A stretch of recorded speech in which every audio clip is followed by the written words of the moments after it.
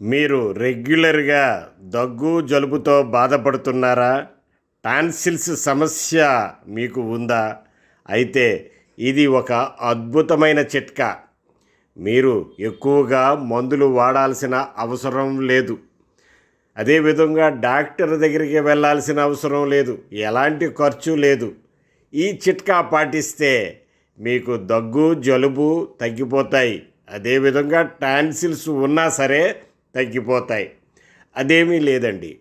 ఉదయాన్నే O T spoon తేనె table spoon మోతాదులో తీసుకొని ఉల్లిపాయ రసంతో కలపండి.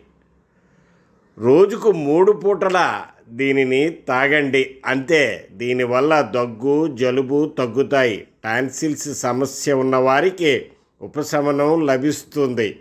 కాబట్టి ఈ చిట్కా పాటించండి. ఆ సమస్యల నుండి బయటపడండి.